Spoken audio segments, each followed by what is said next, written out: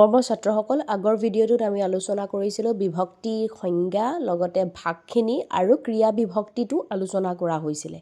গতিকে আজিৰ ভিডিঅ'টোত আমি ইয়াৰ পৰৱৰ্তী যিটো ভাগ আছিলে অৰ্থাৎ নাম বিভক্তি সেইখিনি সম্পৰ্কে আলোচনা কৰিম। এতিয়া চোৱা, নাম বিভক্তি মানে হৈছে, নাম মানে কি? নাম শব্দ, যাক নাউন বুলিও কোৱা হয় ইংৰাজীত, আৰু আমি অসমীয়াত বিশেষ্য বুলিও ক'ব পাৰি। এতিয়া এই নাম শব্দৰ লগত যিবোৰ বিভক্তি যোগ হৈ আছে তাকে নাম বিভক্তি বুলি কোৱা হয়। এতিয়া চোৱা, নাম বিভক্তিকো আকৌ কি কৰা হৈছে, দুটা ভাগত ভাগ কৰা হৈছে। এটা আছিলে সম্বন্ধবাচক বিশেষ্যৰ পুৰুষবাচক বিভক্তি আৰু এটা হ'ল কাৰক বিভক্তি বা শব্দ বিভক্তি বুলিও কোৱা হয়। কি ক'লোঁ? সম্বন্ধবাচক বিশেষ্যৰ পুৰুষবাচক বিভক্তি। ইয়াতে তাৰ উত্তৰ নিহিত হৈ আছে। এতিয়া চোৱা, সম্বন্ধবাচক মানে, সম্বন্ধ মানে কি? সম্পৰ্ক। বিশেষ্য মানে হৈছে যাক নাম শব্দ বুলি ক'ব পাৰি। এই সম্বন্ধবাচক সম্পৰ্কৰ যিমান শব্দ আছে সেই শব্দৰ লগত আমি পুৰুষ অনুযায়ী যেতিয়া যিবোৰ বিভক্তি যোগ কৰিম তাকে সম্বন্ধবাচক বিশেষ্যৰ পুৰুষবাচক বিভক্তি বুলি কোৱা হয়। এতিয়া আমি চাওঁ সম্বন্ধবাচক বিশেষ্যৰ সংজ্ঞা আৰু ইয়াৰ প্ৰয়োগ কেনেকৈ, বিভক্তিৰ চিনখিনি আলোচনা কৰোঁ।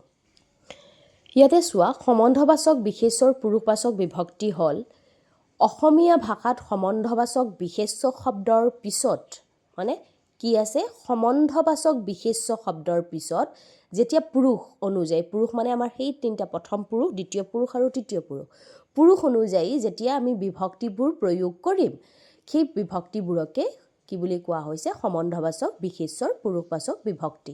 ক্লিয়াৰ? ইয়াতে প্ৰশ্নতে উত্তৰ আছে যে সম্বন্ধবাচক বিশেষ্যৰ লগত পুৰুষ অনুযায়ী যিবোৰ বিভক্তি যোগ কৰা হ'ব তাকে সম্বন্ধবাচক বিশেষ্যৰ পুৰুষবাচক বিভক্তি বোলে।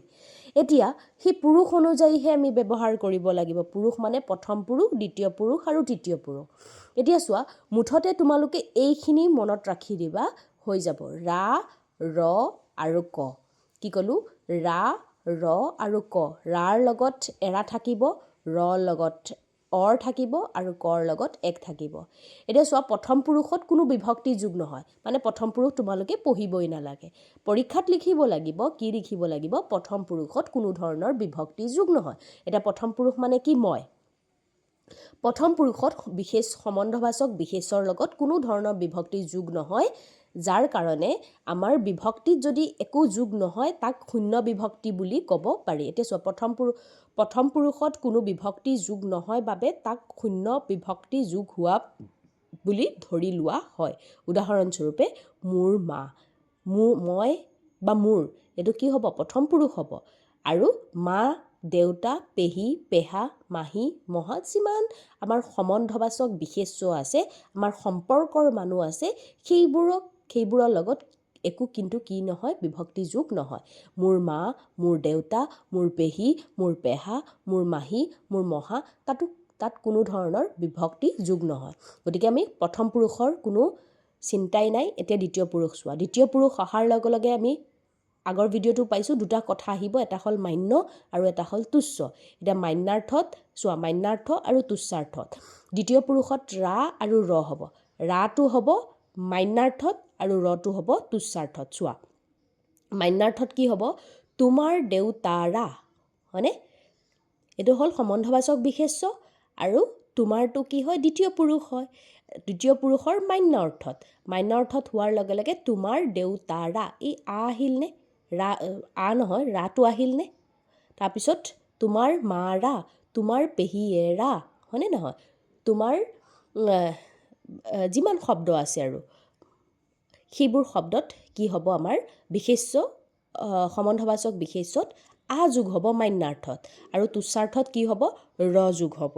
কেনেকৈ চোৱা, তোৰ দেউতাৰ, হয়নে নহয়? যেতিয়া তোৰ বুলি ক'ম, তোৰ মাৰ, তোৰ দেউতাৰ, তোৰ পেহীয়েৰ, হয়নে, তোৰ মাহীয়েৰ, এইবোৰ কি হ'ব? আমাৰ ৰ যোগ হ'ব। ৰ যোগ হ'ব, নহ'লে ক'ৰবাত ৰ হ'ব, ক'ৰবাত অৰ হ'ব, আৰু ক'ৰবাত ৰা হ'ব, নহ'লে এৰা হ'ব। গতিকে মান্যাৰ্থত দুটাই হ'ল, এটা হ'ল ৰা মান্যাৰ্থত আৰু তুচ্ছাৰ্থত হ'ল ৰ।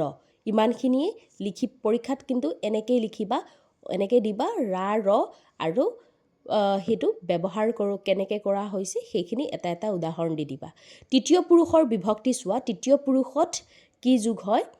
তৃতীয় পুৰুষত আমাৰ কি হ'ব ক নহ'লে এক যোগ হ'ব কি হ'ব ক নহ'লে এক যোগ হ'ব উদাহৰণস্বৰূপে চোৱা তাইৰ সিহঁতৰ মাক আমি কওঁ নহয় ৰীতাৰ মাক হয়নে নহয় ৰামৰ দেউতাক এই ক যেতিয়া আহিব তৃতীয় পুৰুষ যেতিয়া আহিব তৃতীয় পুৰুষত আমাৰ সম্বন্ধত কি লাগিব ক লাগিব নহ'লে কেতিয়াবা এক লাগিব আৰু দ্বিতীয় পুৰুষত কি লাগিব ৰা আৰু ৰ আৰু প্ৰথম পুৰুষত কোনো বিভক্তি যোগ নহয় এইখিনিয়ে আছিলে সম্বন্ধবাচক বিশেষ্যৰ পুৰুষবাচক বিভক্তি ইমান সহজ হয় আৰু এইটো চোৱা তোমালোকে মনত কি ৰাখিব লাগিব বৰ্তমান প্ৰথম পুৰুষত শূন্য বিভক্তি দ্বিতীয় পুৰুষত ৰা বা এৰা ৰাৰ লগত এৰা আহিব ৰ লগত এৰ বা এৰ আহিব বা অৰ আহিব তাৰপিছত তৃতীয় পুৰুষত কি আহিব ক নহ'লে এক আহিব ইমানখিনিত দিবা দি পেলাই এটা এটা উদাহৰণ দি দিবা হৈ গ'ল পৰীক্ষাত গতিকে